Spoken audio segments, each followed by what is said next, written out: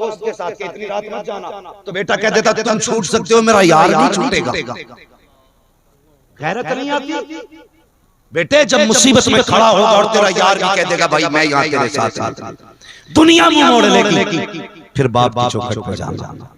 जब सब साथ छोड़ देते हैं तब भी बाप कंधे पे हाथ रख के कहता दुख ना कर, अभी मुसीबतें उठाने के लिए तेरा बाप मौजूद है। हम उस बाप को कह देते नहीं अपना यार नहीं छोड़ूंगा, तुझे छोड़ खुदा के वास्ते बाप के साथ ना इंसाफी ना किया करो, ना किया करो। बाप कितना भी थक जाए औलाद को देख के खुश रहता है। कई लोगों को मैंने देखा ना, उन्होंने ईद पे कपड़े बनाने छोड़े। मुलाकातें हुई, भाई आपके नए कपड़े नहीं, उसने कहा जब बच्चे नए कपड़े पहनते तो हमारी ईद उन्हें देख के हो जाती। ये माँ बाप होते, लेकिन कोई कदर नहीं, कोई इज्जत नहीं है बाप। आज जाके देखो, अगर बेटे सर्विसमैन है, बेटे अच्छी कमाई वाले ना, तो बाप के बदन पर कपड़े अच्छे नहीं। सर्दियां गुजरी है, मैं गलत नहीं कह रहा हूं, सर्दियां गुजरी हैं। जो बेटे जवान है ना, जिन्हें इतनी जरूरत नहीं है हीटर की कि वो हीटर के आगे बैठे, तो वो बंद कमरे में हीटर लगा के लेटे। और एक बूढ़ा बाप जिसके लिहाफ रजाई में आज फरमाई नहीं आती, उसके पास हीटर तो बड़ी बात है, जिस मकान में लेटा है ना उसकी दीवारें भी पूरी नहीं होती, छत से छन छन के ओस गिरती है, हवाएं पार करके आती है बिस्तर तक। वो जब सर्दी से मरता तो लोग कहते हैं बुढ़ापे से मर गया। बुढ़ापे से नहीं मरा, ये तेरी बेरहमी से मर गया, ये तेरे जुल्म से मर गया। तुझे बाप का ख्याल रखना था, अपने से ज्यादा बाप का ख्याल। मैं माँ बाप पे मेरे अल्लाह सलामत रखे उन्हें, और जिनके माँ बाप जिंदा अल्लाह उनके माँ बाप को सलामत रखे। दुआएं किया करो अल्लाह से, दुआएं किया करो। मैं ये कह रहा था औलाद कितनी प्यारी होती है, बहुत प्यारी होती है ना, बात समझ में आ गई। औलाद माँ बाप को प्यारी होती है, बोले जोर से, औलाद माँ बाप को प्यारी होती है। कितनी प्यारी, तुम सोए, तुमने कंबल लिया और डाल लिया, सो गए, नो टेंशन। लेकिन माँ बाप रात को उठ के चेक करते, कहीं मेरे बेटे का पैर तो नहीं खुल गया, कहीं मेरे बेटे का सर तो नहीं खुल गया।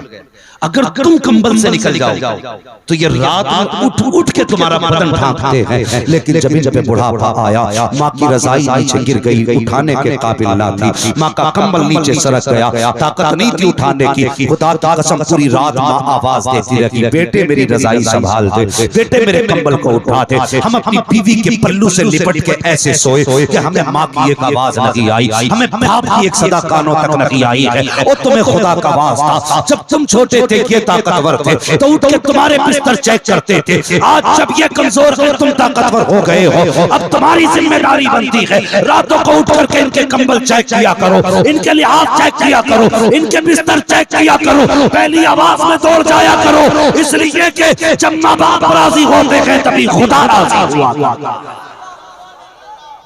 इसलिए इज्जत किया करो, कदर किया करो। मैं कह रहा था यूं इल्म माँ बाप सब औलाद से प्यार करते हैं, कोई बाप अपनी औलाद को एक मिनट के लिए नहीं छोड़ सकता। हमें गाली देने में कितनी आसानी लगती है, कुरान वालों को गाली, दीन वालों को गाली बड़ी आसानी से दे देते। नहीं, दीन कितनी मुश्किल से सीखा जाता है, इन लोगों से पूछे। हम बताते हैं, हमारे बच्चे सुबह उठ के मक्खन पराठे खाते, हमारे बच्चे सुबह उठ के देसी घी के पराठे खाते, लेकिन ये मदरसे वाले कई बच्चे तो ऐसे होते हैं जिनका एक ही बिस्तर 6-6 साल चलता, एक बिस्तर 6-6 साल मदरसे में एक बिस्तर में लोग गुजार देते हैं, एक ही लिहाफ के अंदर 10-10 साल निकाल देते हैं मदरसे के अंदर। इसलिए कि बाप के पास इतना पैसा नहीं कि हर साल रजाई नहीं खरीद के दे सके। ऐसे भी बच्चे मिलेंगे।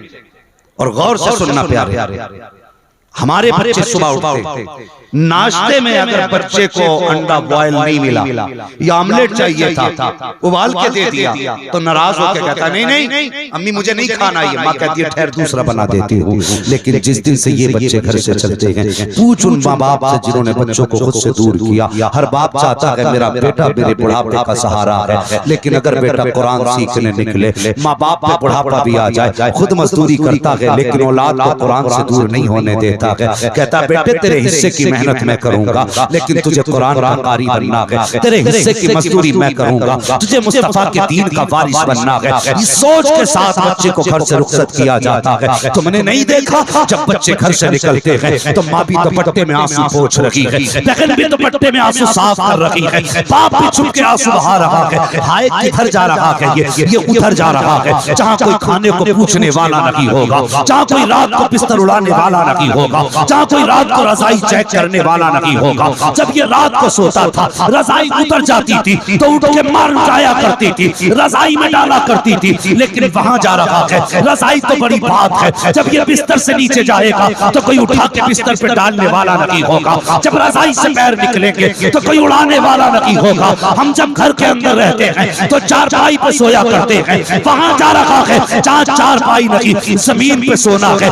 अल्लाह अकबर, ये सारी कुर्बानियां जानते हुए बाप बर्दाश्त करता है। कभी ये नहीं कहता बेटे वहां नहीं जाना है, वहां रजाई नहीं है, वहां बिस्तर सही से नहीं है, वहां चारपाइयां नहीं है। बाप सब कुछ बर्दाश्त करता है ताकि बेटा कुरान का कारी बन सके, ताकि बेटा दीन का आलिम बन सके। आओ तुम्हें मदरसा दिखाता हूँ। तुम्हारे बाप का इंतकाल हुआ, तुमने बेटी ला के मस्जिद में रख दी, तुम्हारे बाप का इंतकाल हुआ, 10 भगोने बना के तुमने परिवार को खिला दिए। तुम्हें क्या लगता है ऐसे बख्श दिए जाओगे? नहीं नहीं, खुदा की कसम काम वो किया करो जिसमें भलाई हुआ करे। जाओ मस्जिदों में जाके देखो, इतने कुरान के हदिये किए गए हैं कि आज पढ़ने वाला कोई नहीं है। बेटियां रख के पुरानी हो गई, कोई कुरान खोलने वाला नहीं है। जहाँ जरूरत थी वहाँ नहीं गए, जहाँ जरूरत नहीं थी हमने वहाँ ढेर लगा दिए हैं। अल्लाह अकबर, चलो मदरसे की तरफ, तुम्हें उसकी जमीन दिखाना चाहता हूँ। देखो तो सही, सर्दी का मौसम गुजरा, अगर किसी का बेटा नंगे पैर जमीन पे चल जाए तो कभी उसको जुकाम हो जाता है, पसली चलने लग जाती है, सीना जाम हो जाता है।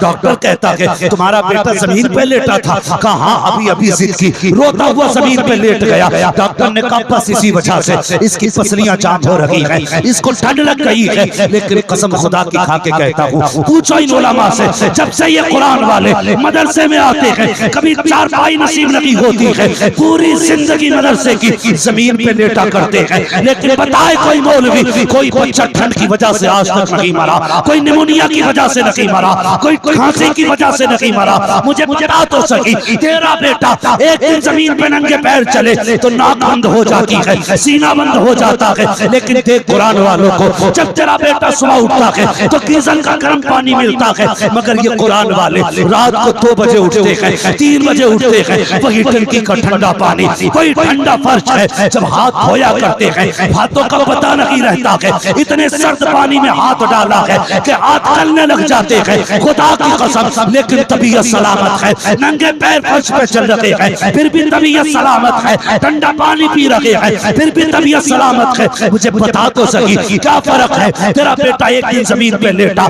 तो ठंड लग गई, ये 3 महीने सर्दी में लेटा है, कोई सर्दी नहीं लगी। आखिर वजह क्या है? तो तुम्हें जवाब मिलेगा। जो बच्चे घर पे रहते हैं, जो बच्चे घर पे रहते हैं उनकी हिफाजत माँ बाप करते हैं, जो मदरसे में आ जाते हैं उनकी हिफाजत मेरे रसूल पाक किया करते हैं।